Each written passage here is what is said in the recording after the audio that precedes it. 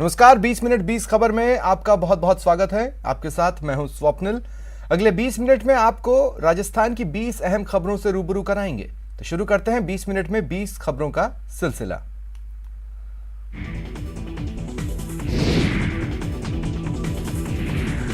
नेताओं और कार्यकर्ताओं को संबोधित किया।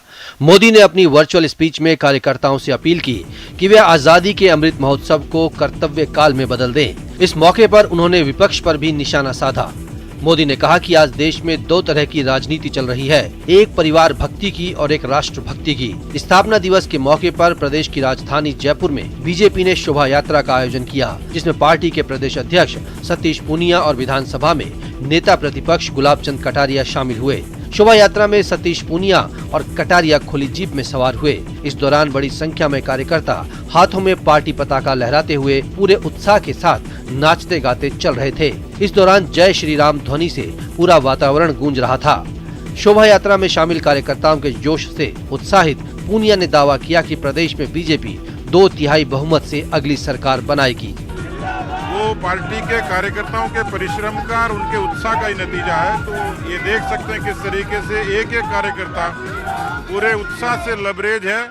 ये संदेश साफ है कि राजस्थान में अब 2023 में प्रचंड जीत होगी और उसके बाद भारतीय जनता पार्टी अजय रहेगी। कई कड़े कानूनों के बावजूद रेप की घटनाओं पर लगाम नहीं लग रही है। इतना ही नहीं, जिस पुलिस पर पीड़िताओं को इंसाफ दिलाने का जिम्मा है, वे भी आरोपियों का साथ दे रहे हैं। ऐसा ही एक मामला टोंक जिले के पीपलू थाना इलाके से आया है, जहां नाबालिग रेप पीड़िता पुलिस और दबंग आरोपी से परेशान होकर सखी सेंटर पहुंची और आप बीती सुनाई। पीड़ित नाबालिग ने बताया कि पिछले 1 साल से सुनील गोदारा सिलाई कराने के बहाने घर आता है और दुष्कर्म करता है। इतना ही नहीं, किसी को बताने पर पूरे परिवार को जान से मारने की धमकी देता है। पीड़िता ने हौसला दिखाते हुए 27 मार्च को इस मामले में केस भी दर्ज करवाया, लेकिन पुलिस भी आरोपी को पकड़ने के बजाय पीड़िता को ही धमका रही है। आरोपी के डर के कारण पीड़िता 12वीं की परीक्षा नहीं दे पा रही। पीड़िता एसपी से मिलकर भी न्याय की गुहार लगा चुकी है, जिसके बाद पुलिस ने पीड़िता का मेडिकल तो करवा दिया, लेकिन ना तो बयान दर्ज किया और न ही आरोपियों के खिलाफ कोई कार्रवाई की। टोंक में एसीबी ने बेईमानों के खिलाफ अपने अभियान में उस समय बड़ी सफलता हासिल की जब टोडा राय सिंह की ग्राम पंचायत सांवरिया के कनिष्ठ लिपिक को 20,000 की रिश्वत लेते रंगे हाथों गिरफ्तार किया। जानकारी के मुताबिक एसीबी में परिवादी ने शिकायत की थी कि प्रधानमंत्री आवास योजना की दूसरी और तीसरी किश्त पास करने के एवज में कनिष्ठ लिपिक प्रहलाद बैरवा 20,000 रुपए रिश्वत मांगकर परेशान कर रहा है। टोंक एसीबी के एएसपी राजेश आर्य के निर्देशन में शिकायत का सत्यापन करवाया गया, जिसके बाद संवारिया गांव में तालाब की पाल पर ट्रैप की कार्रवाई को अंजाम दिया गया।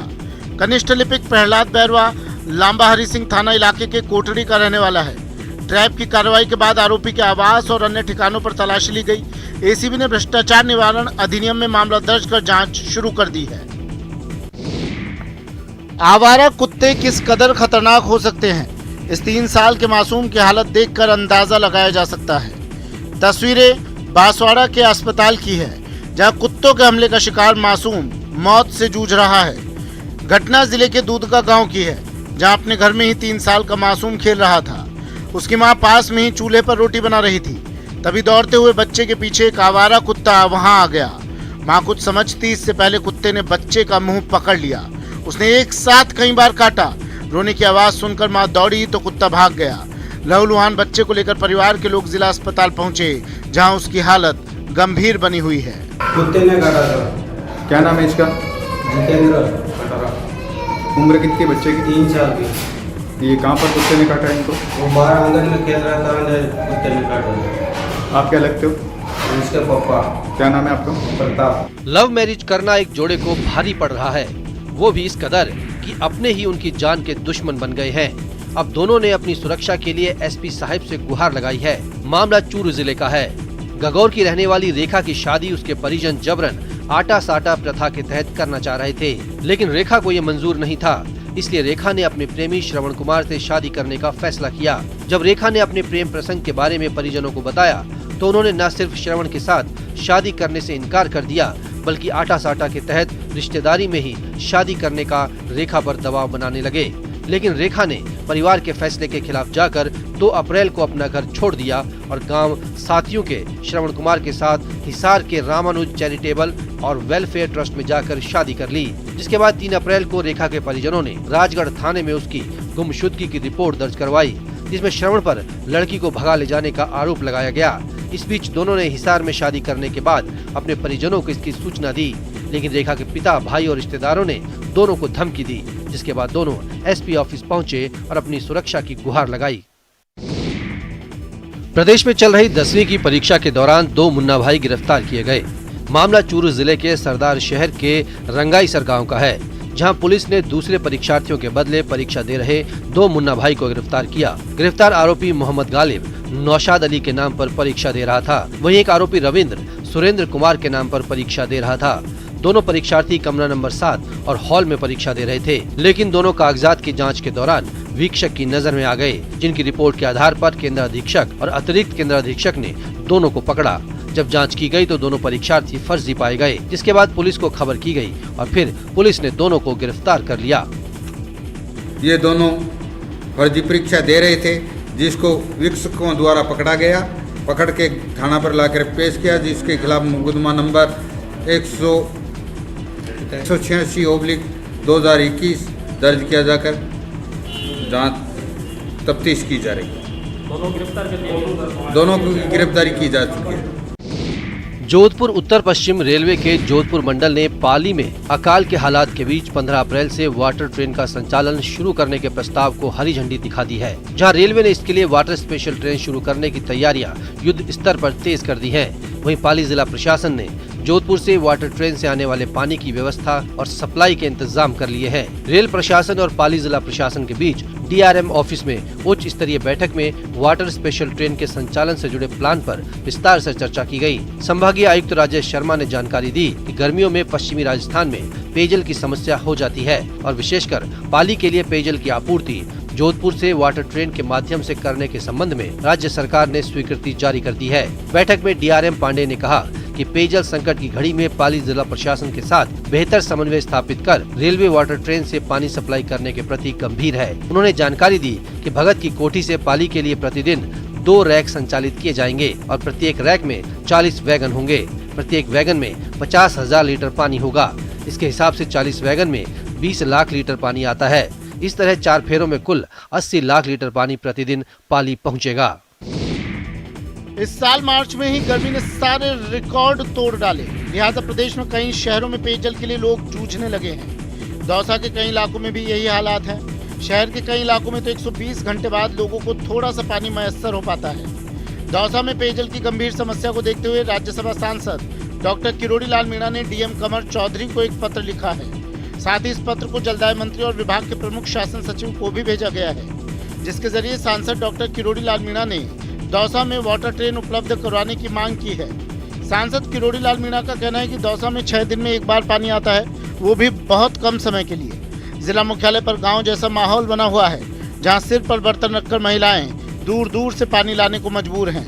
उन्होंने प्रशासन को चेतावनी दी कि यदि दौसा में पानी की ट्रेन नहीं आई और पेयजल की व्यवस्थाएं ठीक नहीं हुई तो आगामी दिनों में मजबूर होकर बड़ा आंदोलन किया जाएगा।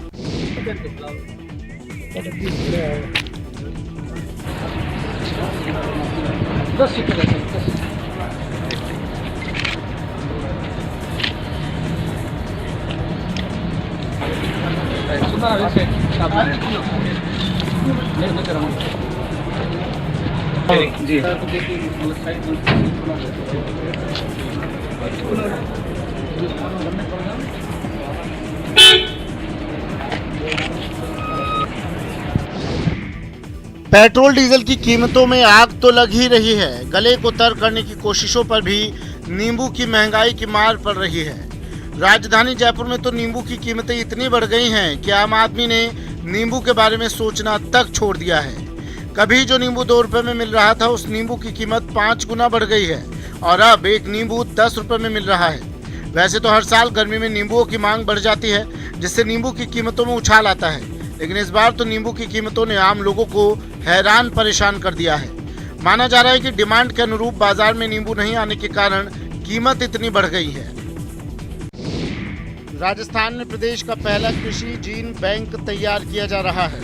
जोबनेर कृषि विश्वविद्यालय परिसर के सामने 1.5 एकड़ जमीन में तैयार होने वाले कृषि जीन बैंक में 8 देशों की विविध जलवायु वाले सैकड़ों प्रजाति के पेड़ पौधों को संरक्षित करने की योजना है। इस कृषि जीन बैंक की खासियत ये होगी कि इसमें ठंडी जलवायु के साथ ही उष्ण जलवायु वाले पेड़ पौधों के जीन को संरक्षित किया जाएगा। प्रदेश के पहले कृषि जीन बैंक में खेती से संबंधित, आयुर्वेद से संबंधित और चिकित्सकीय पौधे समेत अनेक प्रजाति के पौधों को एक ही प्लेटफॉर्म पर संरक्षित किया जा सकेगा। किसी प्राकृतिक आपदा में इस कृषि जीन बैंक में पौधे संरक्षित रखे जाएंगे। पौधे जीवित हैं, उनको एक जीन बैंक के रूप में यहाँ पर संरक्षित कैसे किया जाए, उनका संवर्धन कैसे किया जाए, और आने वाले जैसा आप बोल रहे हैं कि ये जलवायु परिवर्तन हमारे शिक्षा के लिए, हमारे पर्यावरण के लिए इतना महत्वपूर्ण है कि यहाँ पर एक ही एकड़ जहाँ 1.5 एकड़ में आपको हर तरह का पौधा राजस्थान का और उससे बाहर वाला पौधा जो हमारे पोषण के लिए, हमारी खाद्य सुरक्षा के लिए इम्पॉर्टेंट है, वो यहाँ पर आपको मिलेगा। भरतपुर में यातायात पुलिस ने दुपहिया वाहन चालकों के खिलाफ अभियान चलाया, जिसमें बिना हेलमेट और गलत दिशा में वाहन चलाने वाले चालकों के खिलाफ कार्रवाई की गई। यातायात प्रभारी रामचंद्र मीणा ने बताया कि अतिरिक्त महानिदेशक यातायात जयपुर और एसपी भरतपुर के निर्देश पर 3 दिवसीय अभियान चलाया जा रहा है, जिसमें बिना हेलमेट के चलने वाले दुपहिया वाहन चालक और गलत दिशा में वाहन चलाने वालों के खिलाफ कार्रवाई कर जुर्माना वसूला जा रहा है। यातायात पुलिस ने सूरजमल चौराहे पर नाकाबंदी कर कार्रवाई को अंजाम दिया। इस दौरान दर्जनों वाहन चालकों को बिना हेलमेट और कई वाहन चालकों से बिना कागजात पाए जाने पर जुर्माना वसूला गया। इस अभियान में यातायात पुलिस ने पुलिस विभाग में कार्यरत कर्मचारियों के बिना हेलमेट पाए जाने पर भी जुर्माने किए। हालांकि इस दौरान पुलिस विभाग में कार्मिक अपना परिचय देते रहे, लेकिन यातायात प्रभारी ने कहा कि कानून और नियम सबके लिए बराबर है। अगर पुलिसकर्मी ही कानून की पालना नहीं करेंगे तो फिर आम जन से किस तरह की उम्मीद की जाएगी। एडिशनल डीजीपी साहब ट्रैफिक जयपुर श्रीमान एसपी साहब भरतपुर के निर्देशानुसार दिनांक 4, 5, 6 तारीख के लिए एक विशेष अभियान एमबी एक्ट के तहत कार्रवाई करने के लिए निर्देश प्राप्त हुए हैं। बूंदी आने वाले सैलानी जल्द ही शहर के खूबसूरत नज़ारों का दीदार कर सकेंगे। नगर परिषद ने पर्यटन को बढ़ावा देने के लिए शहर की ऐतिहासिक नवल सागर झील पर नया एडवेंचर जिप लाइन शुरू करने की कोशिशें तेज कर दी हैं, जिसके बाद बूंदी भ्रमण के लिए आने वाले देसी विदेशी सैलानी सहित जिले के आम लोग झील से 45 फीट की ऊंचाई पर हवा में तैरकर गढ़ पैलेस, तारागढ़ सहित शहर का खूबसूरत नजारा निहार सकेंगे। 15 लाख से तैयार होने वाली इस जिप लाइन को तैयार करने में जुटे उदयपुर के ठेकेदार ने बताया कि नवल सागर पार्क में जिप लाइन का स्टैंड बनाने का कार्य भी शुरू कर दिया गया है। शहर में नवल सागर झील के ऊपर से तैयार की जा रही 300 मीटर लंबी जिप लाइन नवल सागर पार्क से 45 फीट की ऊंचाई से ईदगाह के पास बनाए जाने वाले 15 फीट लंबे स्टैंड तक जाएगी। जिप लाइन तैयार होने के बाद नवल सागर झील पर हवा में तैरने के इच्छुक लोग 45 फीट की ऊंचाई से हवा में तैरकर गढ़ पैलेस, तारागढ़ सहित शहर का खूबसूरत नजारा अपनी आंखों से देख सकेंगे। सीबीएसई ने 10वीं और 12वीं बोर्ड के सेकंड टर्म परीक्षाओं की डेट शीट जारी कर दी है। कक्षा 10 की परीक्षाएं 26 अप्रैल से शुरू होकर 24 मई तक होंगी। वहीं 12वीं की परीक्षा 26 अप्रैल से 15 जून तक होंगी। परीक्षाओं की तिथियां जारी होने के साथ ही इंजीनियरिंग प्रवेश परीक्षा की तैयारी कर रहे स्टूडेंट्स असमंजस की स्थिति में आ गए हैं। छात्र इस बात को लेकर कंफ्यूज हैं कि ज्यादा फोकस किस पर किया जाए। हालांकि छात्रों को अपनी तैयारी पर भी पूर्ण भरोसा है। पूरे मामले में करियर काउंसलिंग एक्सपर्ट का कहना है कि स्टूडेंट्स इसलिए परेशान हो रहे हैं क्योंकि पहली बार 12वीं बोर्ड की परीक्षाओं के बीच में जेईई मेन परीक्षा होने जा रही है। जारी की गई तिथियों में 7 मई को केमिस्ट्री, 13 मई को इंग्लिश, 20 मई को फिजिक्स, 30 मई को बायोलॉजी, 2 जून को फिजिकल एजुकेशन, 7 जून को मैथ्स और 13 जून को कंप्यूटर साइंस की परीक्षाएं हैं। जबकि जेईई मेन के दूसरे अटेम्प्ट की परीक्षा तिथियां 24 से 29 मई के बीच रखी गई हैं। ऐसे में वे छात्र जिनके पास एडिशनल बायोलॉजी है उनके लिए 28 और 29 मई को होने वाली जेईई मेन परीक्षा देना चुनौती रहेगी, क्योंकि यदि उनका जेईई मेन एवं बोर्ड परीक्षा केंद्र अलग अलग शहरों में होता है तो उन्हें सैकड़ों किलोमीटर की यात्रा एक दिन के अंतराल में तय करनी होगी। चौपाल लगाकर लोगों को समझाने की कलेक्टर की पहल रंग लाने लगी है। लोगों के बीच अपनी बात रखती ये हैं बूंदी की कलेक्टर रेणु जयपाल, जिन्होंने लोगों को सरकार के विस्थापन योजना के पहलुओं की जानकारी दी और लोगों ने भी उस पर सकारात्मक रुख दिखाया। दरअसल जिले के रामगढ़ विषधारी अभयारण्य को प्रदेश का चौथा टाइगर रिजर्व घोषित करने के इस इलाके में बसे 8 गाँव के लोगों को विस्थापित करने की प्रक्रिया तेज हो गई है, जिसे लेकर कलेक्टर रेणु जयपाल डीएसएफ के साथ गुलखेड़ी गांव पहुंची और वहां चौपाल लगाई, जिसमें उन्होंने बताया कि विस्थापन के बदले सरकार हर घर के 21 साल की उम्र के युवा को परिवार का मुखिया मानकर 15 लाख का पैकेज देगी। लोगों ने भी गांव छोड़ने पर सहमति जताई। हालांकि उन्होंने परिवार के मुखिया की आयु 21 के बदले 18 साल और पैकेज की राशि 20 लाख रुपए करने की मांग की। ऐसे में उम्मीद की जानी चाहिए कि सरकार और गाँव वालों के बीच विस्थापन को लेकर सहमति बन जाएगी। विलुप्ति से बचाने और लोगों को अपने राज्य पक्षी के बारे में जानकारी देने के उद्देश्य से जैसलमेर में दुनिया का पहला गोडावण स्मारक बनाया जा रहा है। शहर के देगराय मंदिर के पास इसे एक मादा गोडावण की याद में बनाया जा रहा है, जहां इस मादा गोडावण की मूर्ति भी स्थापित की जाएगी। मूर्ति बनकर तैयार भी हो चुकी है, जिसे जल्द ही यहां लगाया जाएगा। जैसलमेर के ग्रामीण इलाकों के चरवाहों और पर्यावरण प्रेमियों ने ये अनूठी पहल की है और जन सहयोग से राज्य पक्षी गोडावण का स्मारक बनाने का बीड़ा उठाया है। मादा गोडावण की 2020 में हाई टेंशन तार से टकराकर मौत हो गई थी। उसी मादा गोडावण की याद में और पशु पक्षियों के प्रति अपने प्रेम को दर्शाने के साथ साथ सभी को इस दुर्लभ पक्षी के धीरे धीरे लुप्त होने के कारणों पर गौर करवाने के लिए पर्यावरण प्रेमियों ने ये बीड़ा उठाया है। पर्यावरण प्रेमी सुमेर सिंह भाटी ने बताया कि अपनी तरह का दुनिया का पहला गोडावण का स्मारक होगा। पेशे से पशुपालक भाटी लुप्त हो रहे पक्षी प्रजातियों के संरक्षण में महत्वपूर्ण भूमिका निभा रहे हैं। इस बार वे मादा पक्षी का स्मारक बनाकर वन्य जीव के प्रति चरवाहों और ग्रामीणों के प्रेम को दर्शाकर एक अनूठी मिसाल पेश कर रहे हैं। गाड़ी बुला रही है, सीटी बजा रही है, रेलगाड़ी, छुक छुक छुक छुक रेलगाड़ी। भरतपुर के विश्व प्रिय शास्त्री पार्क में बच्चों की खुशियां एक बार फिर से लौट आई हैं, क्योंकि पिछले 2 सालों से कोरोना के कारण बंद पड़ी चाइल्ड ट्रेन फिर से पटरी पर लौट आई है। ऐसे में बच्चे ट्रेन में सफर कर फिर पुराने दिनों का मजा लेने लगे हैं। आपको बता दें कि विश्व प्रिय शास्त्री पार्क में बच्चों के लिए अलग से एक चाइल्ड ट्रेन चलाई जाती है, जिसे स्पेशल लोहागढ़ सुपरफास्ट ट्रेन का नाम दिया गया है। ट्रेन में करीब आधा दर्जन से अधिक डिब्बे हैं, जिनमें बच्चे, जवान और बूढ़े ट्रेन में बैठकर आनंद उठाते हैं। लेकिन कोरोना के कारण ये ट्रेन बंद पड़ी हुई थी, जिसके कारण ट्रेन की पटरी और ट्रेन के डिब्बों में जंग लग चुकी थी। लेकिन अब पार्क के सुपरवाइजर और यूआईटी के कर्मचारियों ने ट्रेन की साफ सफाई कर दोबारा से ट्रेन का संचालन शुरू कर दिया है। जब ट्रेन चली और बच्चों को पता लगा तो ट्रेन में बैठने के लिए बच्चों के साथ साथ बड़ों में भी होड़ लग गई। लोग बड़ी शिद्दत से ट्रेन में बैठने का इंतजार करते नजर आए और जब छुक छुक छुक छुक कर ट्रेन चली तो बच्चों की दुनिया मानो फिर से आबाद हो गई। ऊंचे पर्वत, लंबा रास्ता, लेकिन जब माँ बुलाए तो भक्त कैसे खुद को रोक पाए। सो पूजा की थाल लिए भक्त चल पड़े हैं माँ के दरबार। सिरोही के माउंट आबू के अर्बुदा देवी मंदिर में भक्तों का तांता लगा है। माँ अर्बुदा देवी को अधर देवी शक्तिपीठ के नाम से भी जाना जाता है।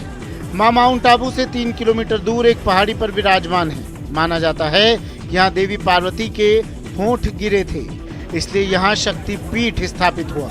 यहाँ माँ अर्बुदा देवी की पूजा माता कात्यायनी देवी के रूप में की जाती है, क्योंकि अर्बुदा देवी माँ कात्यायनी का ही स्वरूप कहलाती हैं। यूं तो यहाँ साल भर भक्तों की भीड़ लगी रहती है, लेकिन नवरात्र में यहाँ भक्तों का सैलाब उमड़ता है। कहा जाता है यहाँ देवी दर्शन मात्र से ही भक्तों को मोक्ष की प्राप्ति होती है।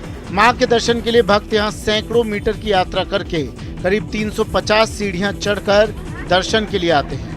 ये मंदिर एक प्राकृतिक गुफा में प्रतिष्ठित है, जहाँ हर पल माँ की ज्योति जलती रहती है। कहा जाता है कि माँ को यहाँ विराजे 5,500 साल से ज्यादा हो चुके हैं। मंदिर में अर्बुदा देवी की चरण पादुका भी स्थापित है।